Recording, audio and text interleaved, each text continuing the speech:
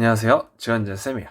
이번 주는 기출문제 분석 강의는 한 주 쉬어가고 수능 완성 핵심 문제 풀이를 진행하려고 합니다. 본격적으로 시작하기 전에 좋아요, 구독, 댓글, 알람 설정까지 부탁드려요. 그래서 어떻게 진행할 거냐면 제가 핵심 문제를 풀어드릴 거예요. 그럼 여러분들은 어떻게 하면 되냐면 내가 1월부터 좀 차근차근 공부를 해왔고 이제 수능 완성을 전체 다 풀 여유가 있는 학생들이 있을 거 아니에요? 그런 학생들은 전체 다 풉니다. 내가 6월부터 시작했어, 5월부터 시작했어요, 이렇게 해서 지금 개념 기출하기에도 조금 빠듯해요 하는 학생들은 제가 선별된 문제만 풀어드리잖아요. 요거에 대한 리스트도 따로 올려드릴 거거든요. 그래서 그걸 참고해서 선별 문항만 풀어주세요.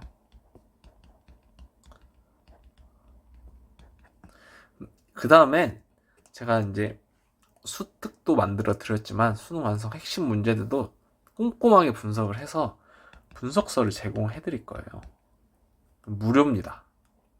그래서 분석서를 여러 번 반복해서 학습해 주시면 좋을 것 같아요.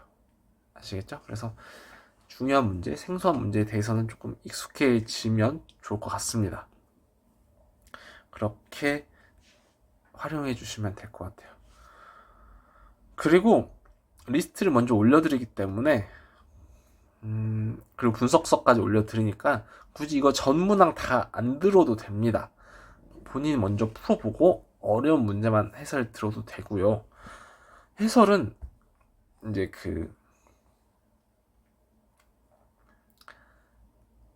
제 분석서 순서랑 동일하게 진행하려고 합니다.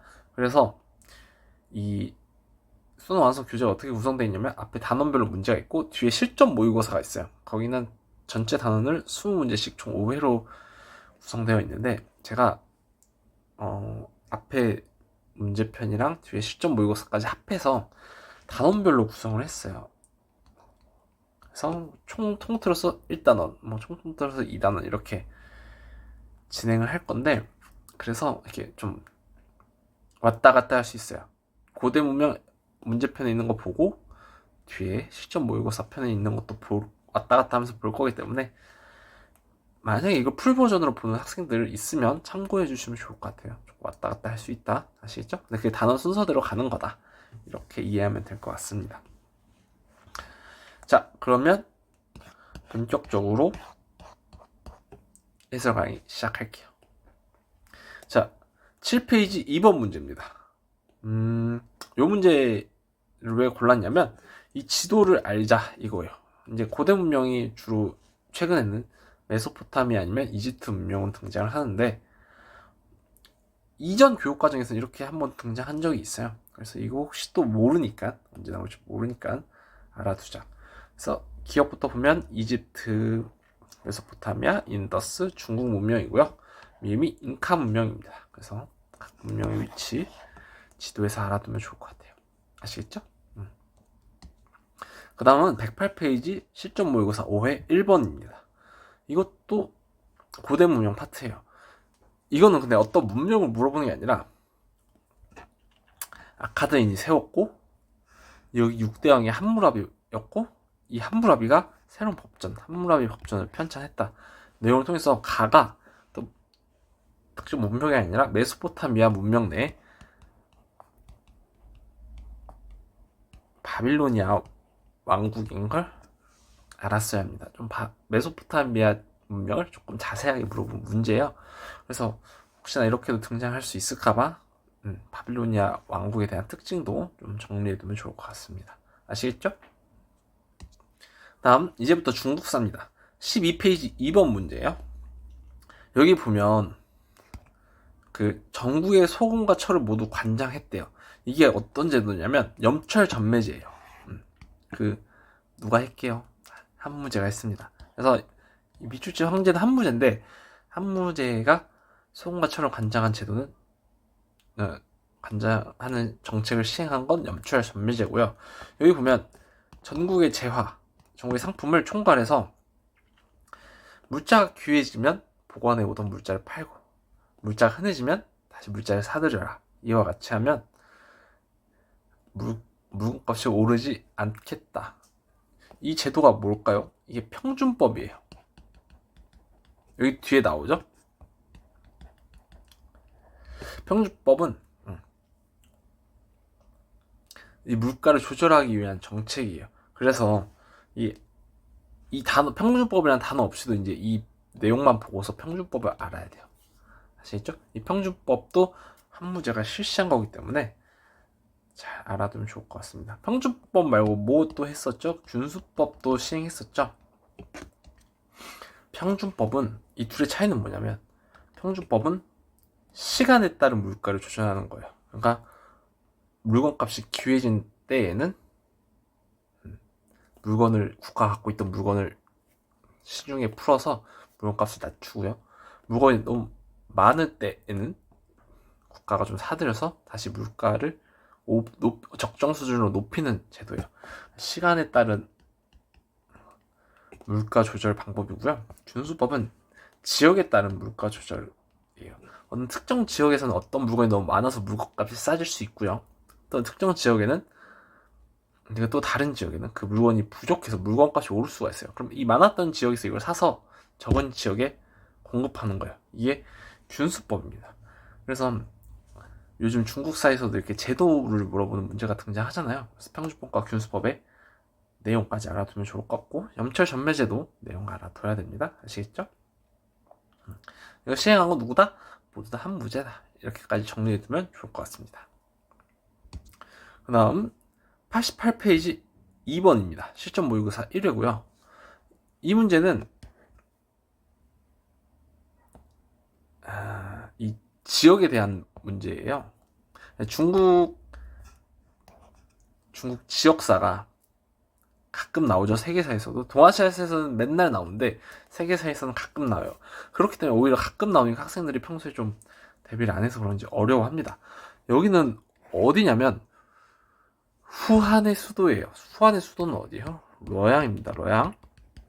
전한의 수도가 장안이고 후한의 수도는 러양이에요. 그래서 헷갈리면 안 됩니다. 그래서 이 러양의 특징 알아두면 좋을 것 같고, 선지에 나온 중국 지역사 선지들도 전부 알아둬야 됩니다. 아시겠죠? 이제 103페이지 실전 모의고사 4회 4번이에요. 이게 수능 특강에서도 많이 나온 내용인데 이 구품 중정제에 관한 내용입니다. 이것도 아까 염철전매제 평준법 균수법과 마찬가지로 구품 중정제 제도에 대해서 직접적으로 출제한 문제예요. 그래서 요 문제가 이런 유형이 최근에 중국사에서 많아지니까 구품 중정제에 관한 내용 잘 알아둡시다. 품의 높고 낮음을 매기는 거예요. 그러니까 그 사람의 인성 등을 판단해서 좋으면 상품, 낮으면 하품, 뭐 이렇게 매기는 겁니다.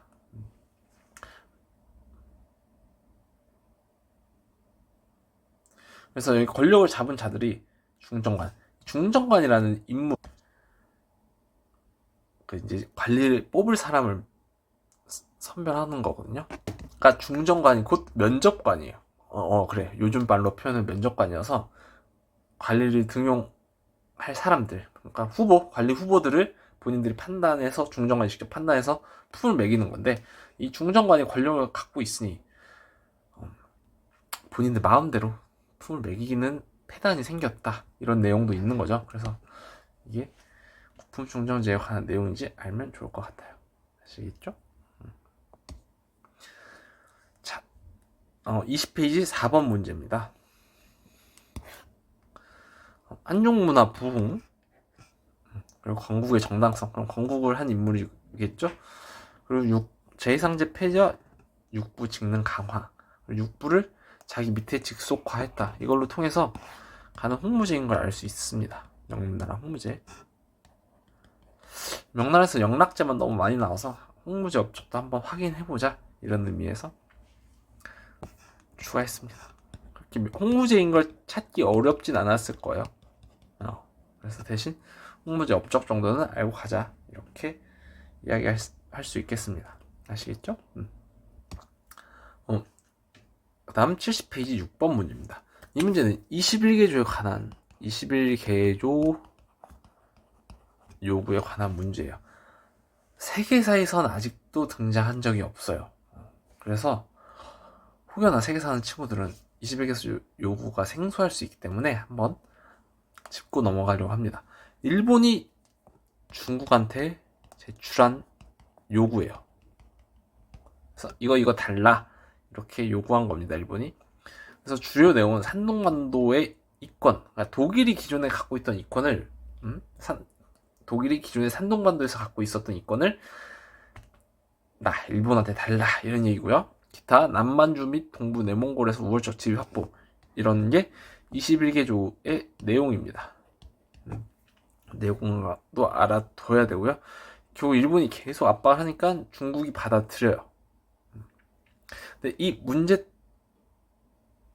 결국 이 문제를 파리 강화회의까지 끌고 갔고, 파리 강화회의에서 일본의 이권을 인정하니까, 일본의 21개조 요구를 인정하니까 오사운동이 발발합니다. 그래서 오사운동에서 이 21개조 요구를 철폐하라고 주장을 해요. 아시겠죠? 그래서 이 21개조 요구와 오사운동 간의 관계 이렇게 알아두면 좋을 것 같습니다. 아시겠죠? 그 다음 80페이지 5번 문제입니다. 이건 대장정에 관한 문제예요. 1934년에 중국 공산당, 마오쩌둥이 이끄는 중국 공산당이 루이진을 출발합니다. 그래서 36년에 산시성의 옛날으로 도착을 해요. 이걸 대장정이라고 합니다. 그럼 대장정을 왜 했냐? 당시에 중국 국민당이 공산당을 너무 심하게 탄압을 해서 공산당이 중국 국민당의 탄압을 피해서 떠난 게 대장정이었습니다.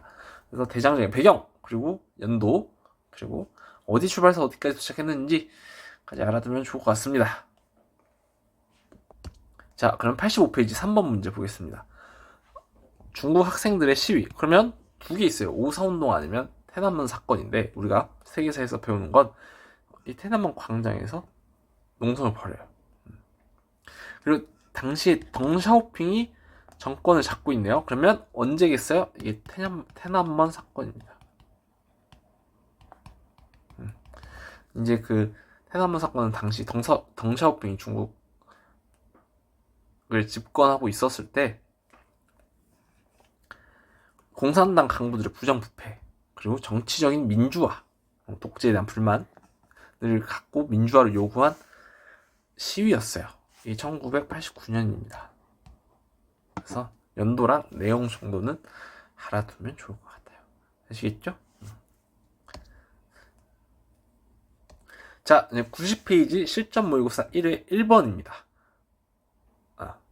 아니, 1회 9번. 죄송해요. 9번이에요. 이제부터 서양사 문제예요. 보면 페르시아의 전쟁에서 승리한 후 아테네 민주정의 전성기를 이끌었대요. 여기서 바로 알 수 있어야 돼. 이게 페리클레스예요. 아테네 민주정치의 전성기는 페리클레스라고 표현을 합니다. 이렇게 해서 그가 페리클레스고, 여기 밑에 보면 국가의 봉사할 능력만 있다면 가난하고 정치에 배제되지 않는다. 이걸 위해서 페리클레스가 시행한 제도가 뭘까요? 수당제입니다. 수당제. 그래서 공무수당, 국가를 위해서 일할 수당을 줄 테니까 가난하더라도 와서 국가를 위해 일을 해라. 이렇게 실시한 게 수당제입니다. 아시죠? 그래서 페리클레스인 거 알면 되고, 여기 추첨제까지 알아둬야겠죠? 그 다음 36페이지 2번입니다. 페르시아인의 옷을 입었대. 그리고 페르시아인들의 풍습을 잘 따랐대요. 그리고 서로 융합하려 했대. 자신의 왕국 풍습과. 그리고 그리스어를 가르쳤대요. 그리스 사람이겠죠? 그리스 사람 중에 페르시아를 정복을 했는데, 이 페르시아인들의 문화를 존중하고 그들과 자신의 문화를 융합하려고 한 사람은 알렉산드로스예요. 알렉산드로스는 관용 정책을 실시해서 피정복 및 자기가 정복한 사람들의 문화를 존중을 했습니다. 그래서 알렉산드로스는 자주 나오지만 알렉산드로스의 이 관용 정책도 알아두면 좋을 것 같아요. 아시겠죠? 자, 그다음 38번의 4번 문제입니다. 여기는 가는 누구냐면 새로운 수도를 세웠는데 이곳이 비잔티움이었대요. 훗날 사람들이 콘스탄티노폴리스라고 불렀죠. 그래서 새로운 로마로 지칭하면서 로마의 버금가는 새로운 도시로 수도로 삼고자 했대. 언제요? 비잔티움, 콘스탄티노폴리스로 천도한 건 콘스탄티누스 때죠. 로마 때. 여기를 보니까 서로마 제국이 멸망했다라고 나옵니다.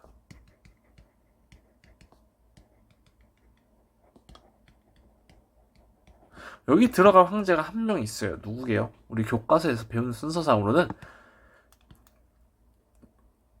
테오도시우스가 들어가요. 그래서 디콘테하고 서로마 제국 멸망이거든요. 교과서 순서상. 그래서 이때 로마의 국교가 크리스트교가 됐다. 테오도시우스 때 업적이죠. 정리해주면 되고, 연표 문제로 나오는 것도 로마 시대 연표 문제도 한번 연습해보면 좋을 것 같아요. 아시겠죠?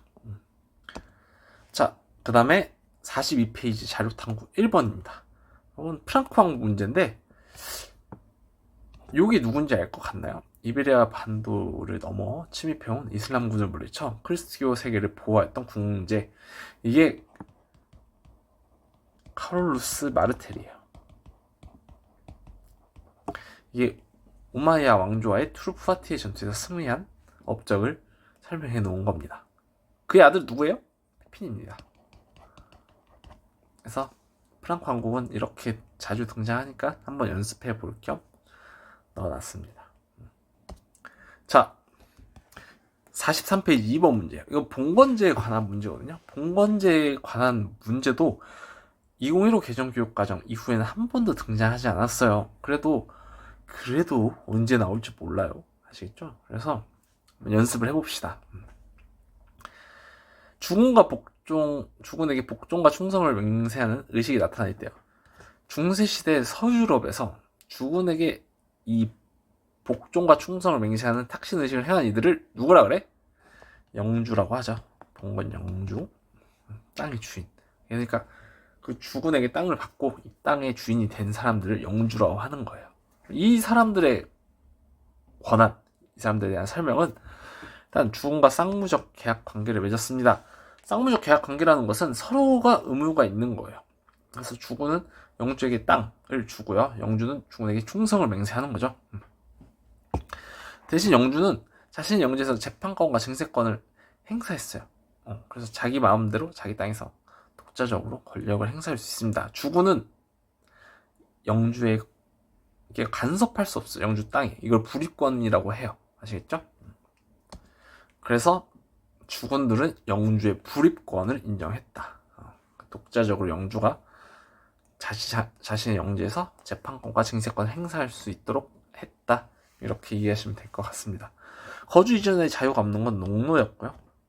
장원의 시설물을 의무적으로 이용하고 비용을 지불한 것도 농노였습니다. 그래서 영주와 농노, 주군까지 구분해서 학습해주면 좋을 것 같아요. 아시겠죠? 자, 그 다음 바로 옆에 있는 43페이지 4번 문제입니다. 위층 황제를 찾아야 돼요. 황제는 기존의 로마 법률을 집대성에서 새로운 법전을 편찬했어. 이게 로마법 대전이에요. 이 로마법 대전을 다른 말로 뭐라고 하는지 알아요? 이걸 유스티니아누스 법전이라고 합니다.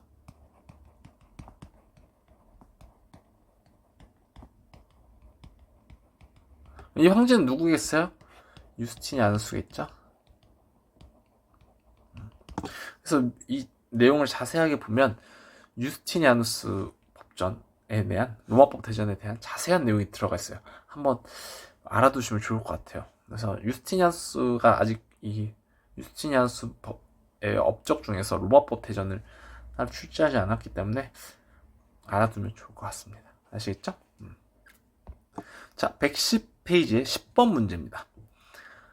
이 주신 기억 시기를 알아야 돼요. 기억 시기를 찾아볼게요. 황제가 칙령을 내리면서 성상 파기 운동이 일어났대요. 근데 그 성상 파기 운동이 9세기 중반에 일단락되면서 일으킨 유만 종교주일이 지정되었대요. 즉 기억 시기는 레오 3세가 칙령을 내린 이후부터 종교주일이 제정될 때까지래요. 자, 그러니까 이게 여기서 끊어서 레오 3세가 칙령을 내린 건 우리 알죠? 726년이죠. 그러면 8세기라고 칩시다. 근데 정교주일이 제정될 때까지 이거 언제인지 알아요? 교과서에 나오나요? 안 나옵니다. 여러분 저도 몰라요. 처음 들어봤어요. 근데 위에 보면 성상파기 운동이 9세기 중반에 일단락되면서 이를 기념한 정교주일이 제정되었다고 이렇게 나오죠. 그래서 정교주일 제정은 사료에 등장해요. 그래서 여기가 9세기예요. 이 문제를 선별한 이유는 이렇게 모르는 연도, 모르는 개념에 대한 연도는 사료에서 줍니다. 그래서 이 사료 내의 개념을 통해서도 연도를 유추할 수 있도록 연습해 보려고 이 문제를 넣어놨어요. 아시겠죠? 이렇게 모르는 개념이 나오더라도 당황하지 말고 사료 내에서 한번 찾아보는 연습을 해보는 건 좋을 것 같습니다. 자, 46페이지 4번입니다. 요 문제의 키워드는 보면 4년간 계속됐대요. 이 가에 대해서 가 공의회니까 4년간 지속된 공의회고 여기서 교회에 대해 분열을 수습했대요. 그러면 어떤 공의회예요? 콘스탄츠 공의회죠. 그래서 콘스탄츠 공의회도 아직 시험에 나온 바가 없어서 정리해두면 좋을 것 같아요. 여기서 이 클리프랑 후스를 2단으로 규정을 했습니다. 인가까지 알아두면 좋을 것 같아요. 44페이지 6번입니다. 르네상스에 대한 내용이에요. 특히 이탈리아 르네상스에 대한 내용이거든요. 그래서 이 비잔티움 제국이 오스만에게 콘스탄티노폴리스가 정복되면서 멸망했잖아요. 그때 그리스 사람들이 이탈리아로 많이 넘어옵니다. 그게 이탈리아 르네상스 배경 중에 하나고요. 콘스탄티노폴리스 정복. 그 다음에 여기서 피렌체에서 많이 활동했다. 이게 이탈리아 도시죠. 피렌체에서 이탈리아 르네상스 화가들이나 작가들, 문예가들이 활동을 많이 했고 이때 메디치 가문이 이런 예술가들을 많이 후원했다. 이것까지 보면 확실하게 이탈리아 르네상스인지 알 수 있겠죠. 그래서 이탈리아 르네상스에 대한 내용 정리해두면 좋을 것 같아서 이 문제 선별했습니다. 자, 90페이지 11번입니다. 신성 로마 제국 황제는 신교도에 대해서 적개심을 드러내요. 그럼 얘는 무슨 교? 구교, 신교의 적대감을 드러냈으니까 그러면 카톨릭이죠. 로마 카톨릭. 그래서 이 신성 로마 제국 황제랑 그 신성 로마 제국 제후들, 신교를 믿는 제후들 간의 전쟁이 30년 전쟁이에요. 독일의 교파 간, 신성 로마 제국 내 교파 간 전쟁이 30년 전쟁이고 이게 국제전으로 확대돼요. 유럽의 패권 전쟁으로 확대됩니다. 처음에는 신성 로마 제국 황제, 구교를 믿는 신성 로마 제국 황제랑 신교를 믿는 몇몇 신성 로마 제국 제후들 간의 전쟁이었는데 이제 유럽의 여러 나라들이 같이 낑기는 거예요. 나도 참전해서 유럽의 국제전으로 확대됐고요. 30년 만에 전쟁이 종결됐죠. 이게 30년 전쟁입니다. 30년 전쟁은 베스트팔렌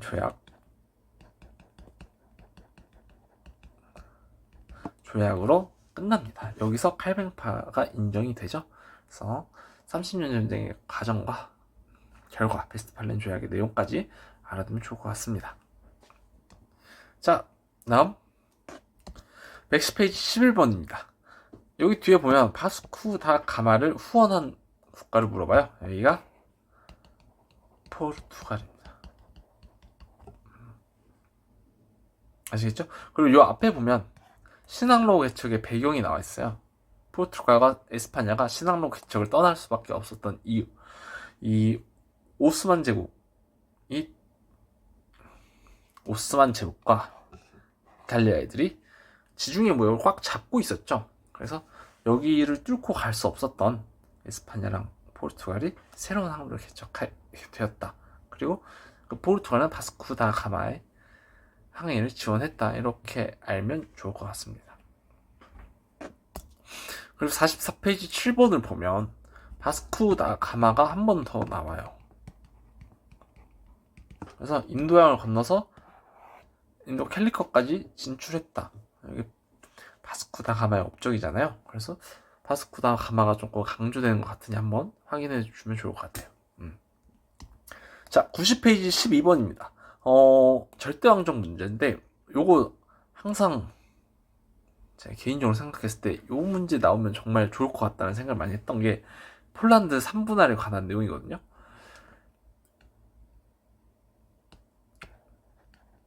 자, 예카테리나 2세, 러시아 예카테리나 2세와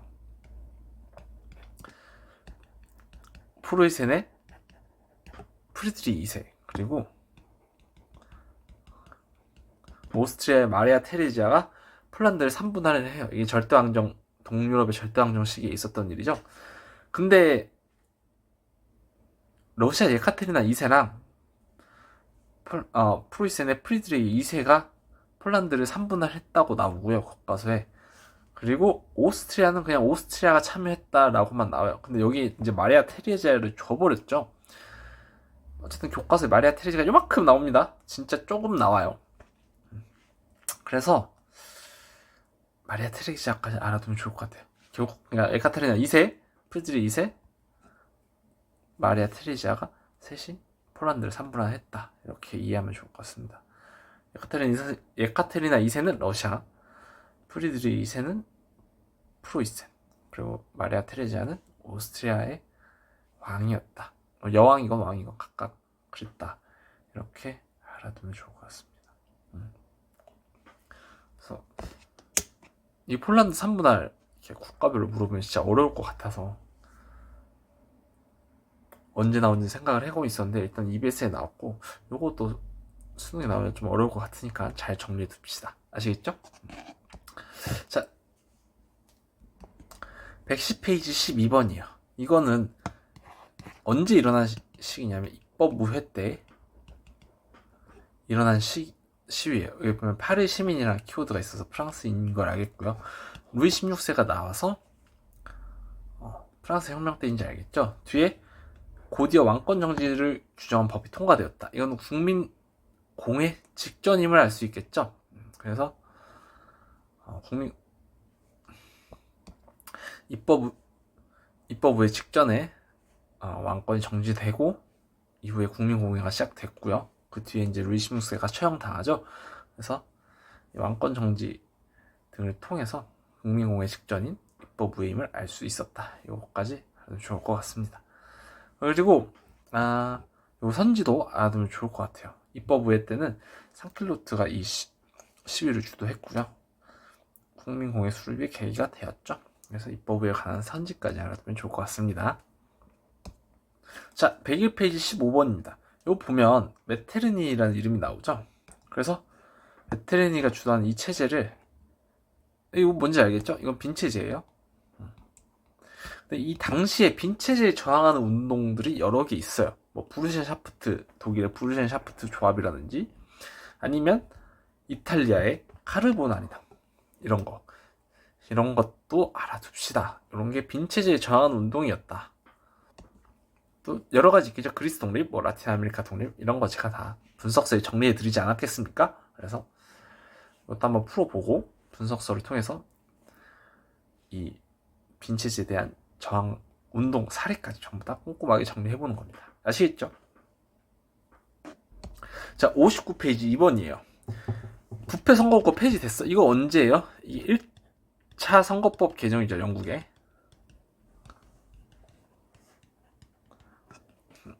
여전히 선거권이 도시 상공업자 및 일부 남성에게 부여되고 있대요. 아직 하층민, 하층 노동자 계층 이런 데까지 선거권이 부여가 되지 않아요.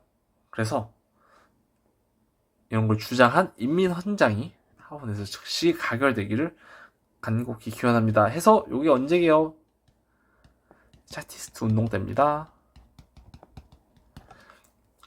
1938년부터 48년까지 전개됐죠. 그래서 차티스트 운동에 대한 내용도 알아둡시다. 14번입니다. 96페이지 14번이에요. 이 비스마르크랑 프랑스랑 전쟁하던 때가 있어요. 그러니까 비스마르크의 프로이센이랑 프랑스랑 전쟁을 했는데 그때 프랑스의 황제가 누구냐면 나폴레옹 3세예요. 그래서 둘이 충돌을 많이 했고 프랑스가 져요. 그래서 나폴레옹 3세가 이때 실각합니다. 정치에서 물러나요. 아시겠죠? 이때 몰락하게 됩니다. 그래서 이 둘 간의 관계가 2번 나와요. 순환선. 여기에서 한 번 나오고요. 111페이지 15번이거든요. 여기도 비스마르크랑 나폴레옹 3세랑 싸워서 비스마르크가 이겼다. 이렇게 등장합니다. 그래서 이 둘 간의 관계, 푸푸 전쟁. 그래서 알아두면 좋을 것 같아요. 아시겠죠? 자, 그 다음 26페이지 2번입니다. 이제부터 서아시아사 문제인데, 가는 무함마드가 메카를 떠나 야트리브, 즉 메디나로 이주한 상황이에요. 이걸 헤지라라고 하죠. 그리고 나는 4대 칼리프 암살당하는 상황이에요. 그럼 곧 이게 정통 칼리프 시대가 끝나고 우마야 왕조가 시작되는 시기거든요. 이 사이에 들어갈 거는 뭐예요? 정통 칼리프 시대죠. 정통 칼리프 시대 때 사산 왕조 페르시아가 멸망했어요. 그래서 이건 사실 연표 문제 같지만 정통 칼리프 시대에 있었던 일을 찾는 문제였습니다. 이것도 한번 연습해 보면 좋을 것 같아요. 이건 이슬람의 한 종파. 어떤 종파? 시아파에 관한 내용이에요. 시아파는 그 4대 칼리프 알리의 후손만이 칼리프가 되어야 한다고 주장하는 종파입니다. 반대로 수니파는 뭐 그냥 누구나 이슬람 원교를 믿는 사람이면 칼리프가 될 수 있다. 이렇게 주장을 하죠. 그래서 시아파와 수니파의 입장차, 그리고 시아파가 어떤 역할을 했는지까지 알아두면 좋을 것 같아요. 아시겠죠? 자, 29페이지 6번 문제입니다. 가는 사마르칸트가 수도고 여기 이렇게 오스만 제국이 있을 때 여기 이렇게 차지한 걸 보아 티무르고요. 여기는 이스파한이 수도고 오스만 제국이 있을 때 보면 사파비예요. 사파비가 훨씬 작죠. 요 두 나라의 지도 알아둬야 되고 둘 다 카스피에는 두르고 있어. 다만 티무르는 여기 흑해까지 진출했어요. 사파비는 진출하지 못했죠. 이 차이도 알아두면 좋을 것 같아요. 어쨌든 이 지도랑 지도를 글로 풀었었을 때랑 모두 알아야 되니까 잘 정리해 둡시다. 아시겠죠? 9번 문제입니다. 이거는 청년 튀르크당 무장봉기에 관한 내용이에요. 당시 압둘 하미드 2세가 전제 정치를 했기 때문에 이게 불만을 가진 젊은 군인들이 주도한 게 청년 튀르크당 무장봉기입니다. 얘들은 이전에 탄지마트 때 시행되었던 헌법, 근데 그게 압둘 하미드 2세가 정지시켜버렸어요.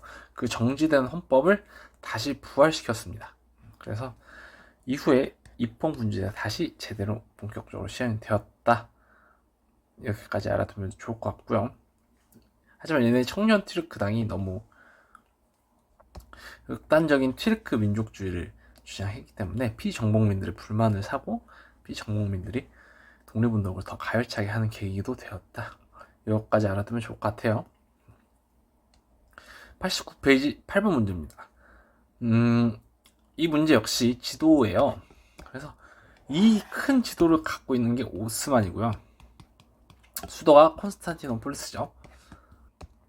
자, 이번에 이거 여기 인도인데 인도에서 델리랑 아그라를 수도로 삼은 게 무굴입니다. 무굴 제국이 처음 수립될 때, 처음 건국될 때 수도는 델리였어요. 근데 아크바르 때 아그라로 수도를 옮깁니다. 그래서 요 두 수도까지 알아둬야 됩니다. 이것만 보고 무굴 제국인지 알아야 돼요. 그래서 두 나라의 지도 잘 확인해 하시기 바랍니다. 자, 33페이지 2번 문제입니다. 인도사를 연표로 출제한 문제인데, 여기가 가즈니 왕조죠. 그러면 10세기에서 12세기고요. 나는 무굴 제국이 건국한 시기예요. 한 16세기 되죠. 그래서 이 사이 시기에 있었던 건 델리 술탄 왕조겠죠. 그래서 인도 연표 문제도 한번 연습해 보면 좋을 것 같습니다. 자, 7페이지 8번입니다. 이 강령은 인도 국민회의에서 제시한 거예요. 영국 식민 지배하에 자치에서 벗어나 식민 지배로부터 완전한 독립이라고 정의를 했죠. 이게 뭡니까? 스와라지예요. 우리 인도 국민회의 내에서 콜카타 대회를 진행했고, 그 콜카타 대회에서 4대 강령이 채택됐죠. 그 강령 중에 하나가 스와라지, 자치, 인도 영국으로부터의 독립을 의미합니다. 나머지 스와데시, 그리고 영국 상품 불매운동,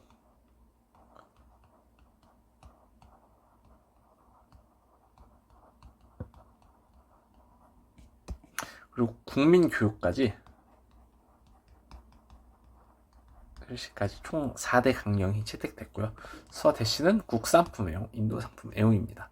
그러니까 이 4개의 강령을 모두 다 알고 있으면 좋겠죠. 이게 스와라지를 이렇게 스와라지 하나를 자세하게 물어봤기 때문에 나머지 강령도 좀 자세하게 알아두면 좋을 것 같고, 이게 인도 국민회의에서 주도한 콜카타 대회에서 채택되었다. 이렇게까지 알아두면 좋을 것 같아요. 다음 102페이지 17번 문제입니다. 이거는 간디에 관한 문제예요. 소금새 폐지를 주장해서 해안까지 수백 킬로미터 행진했다. 이게 소금 행진이죠.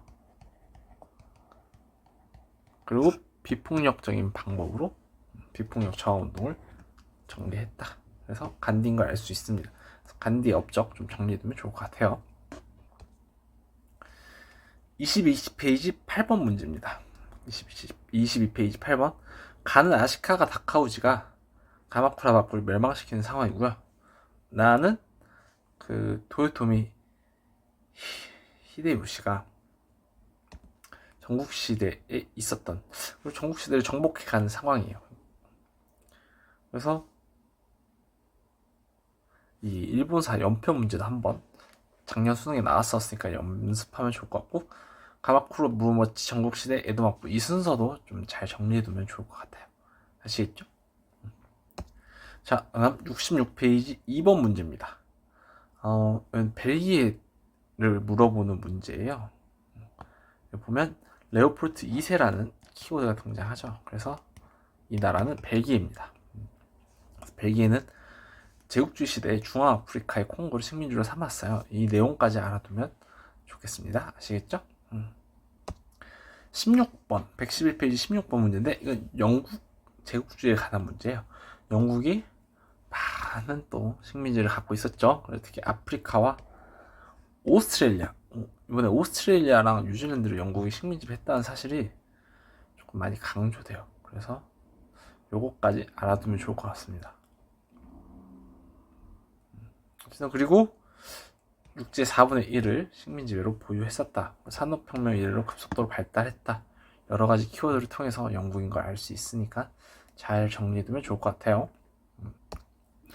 3번 66페이지 3번 문제입니다.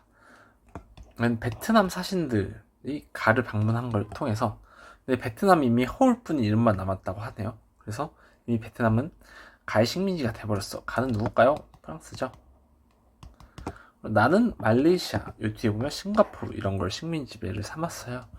이걸 통해서 나는 영국인 걸 알고 있습니다. 그래서 프랑스랑 영국의 식민지 한 번 더 정리해두면 좋을 것 같아요. 자, 요거는 동남아시아 식민지를 나타낸 지도인데 알아둬야 됩니다. 이 지도만 보고도 이 나라를 식민 지배한 국가가 어딘지 알아야 돼요. 가는 영국이고요. 나는 프랑스고요. 다가 네덜란드입니다. 그래서 여기 인도부터 이쪽, 여기 프랑스, 여기 네덜란드 알아둬야 됩니다. 지도만 보고도 이제 그냥 빡빡 나와야 돼요. 아시겠죠? 그다음 68페이지 1번 문제입니다. 수에즈 운하에 관한 내용인데 이 수에즈 운하가 결국에는 영국으로 넘어가요. 그래서 이 넘어가는 과정도 알아둡시다. 아시겠죠? 다음 72페이지 10번 문제입니다. 메넬리크 2세라는 이름을 통해서 가가 에티오피아인 걸 알 수 있어요. 에티오피아는 이탈리아에 대항해서 전쟁에 승리를 해가지고 독립을 유지했죠. 그래서 그 내용까지 또 메넬리크 2세가 여러 근대화 정책을 실시했다. 이것까지 알아두면 좋을 것 같아요. 76페이지 2번 문제입니다.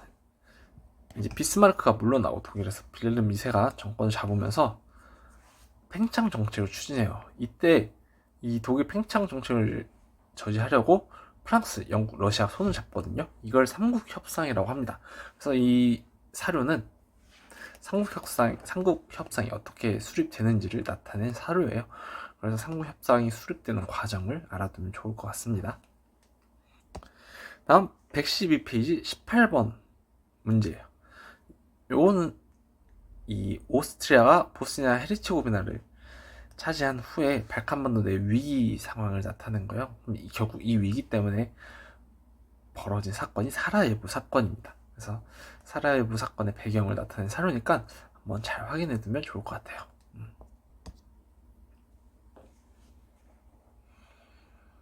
다음 78페이지 2번 문제입니다.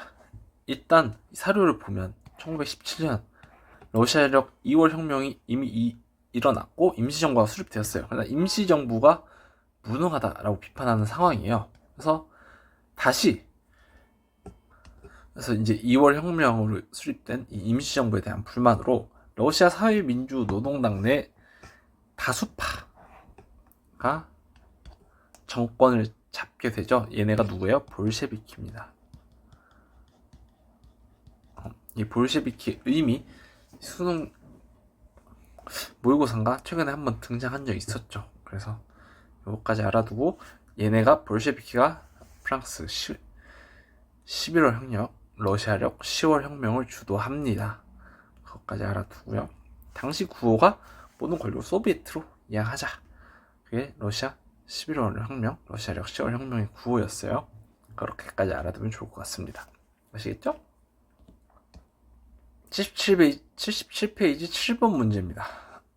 가 정책, 여기 보면 농업조정법, 실업자를 위한 구호정책, 실업자를 위한 대규모 공공사업, 사회보장제도, 미국, 딱 봐도 대공황이죠. 그래서 대공황 때 시행된 여러 정책들 알아두면 좋을 것 같아요. 80페이지 6번입니다. 가는 히틀러예요. 읽어보면 1933년에 총리에 취임했고요. 그 다음에 나치당 이렇게 등장하는 거 보면 가는 히틀러인 거 금방 알 수 있습니다. 그래서 히틀러의 업적이 아니죠. 이때 못된 활동들 알아두면 좋을 것 같고요. 그리고 33년에 총리에 취임했고요. 34년에는 총통에 취임됩니다. 요거까지 구분해서 알아두면 좋을 것 같아요. 77페이지 8번 문제입니다. 이거는 보면 세계대전의 전세를 받고 지상 최대의 작전, 그리고 해안에서 시작되었고요. 자유프랑스가 참전합니다.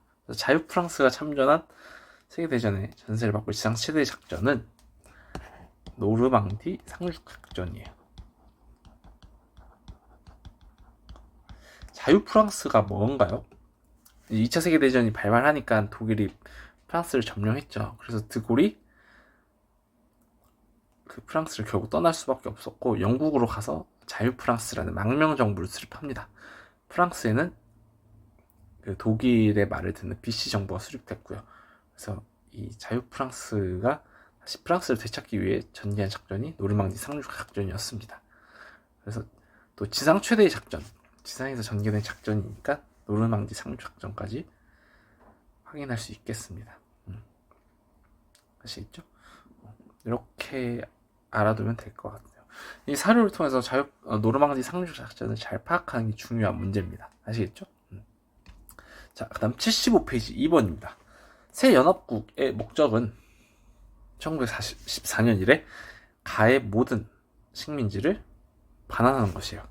여기서 보면 중국으로부터 탈취한 만주, 타이완, 펑우 제도 등이 있고요.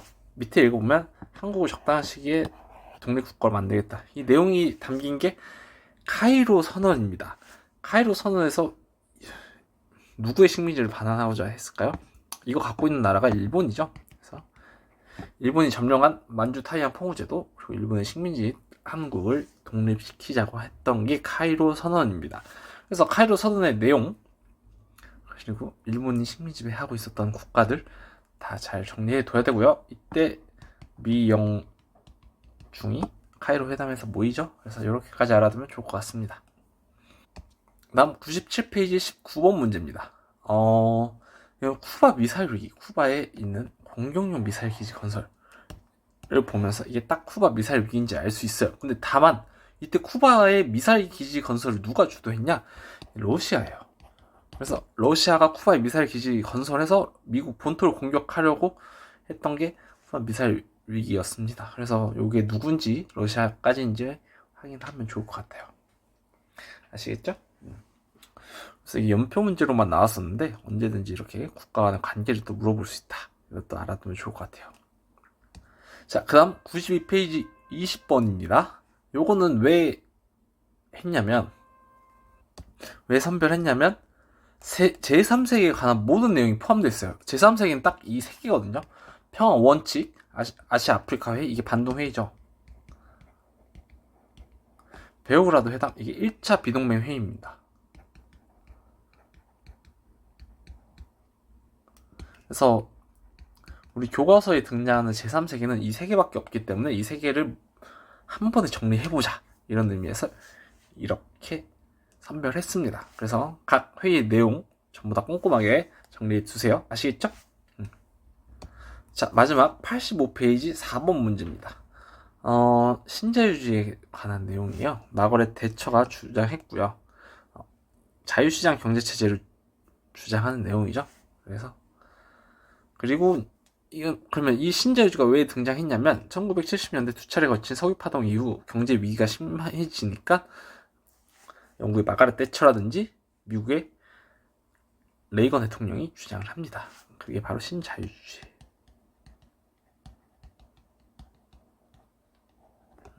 자유시장과 정부의 규제 완화 이런 걸 주장하는 사상이, 경제 사상이 신자유주의다.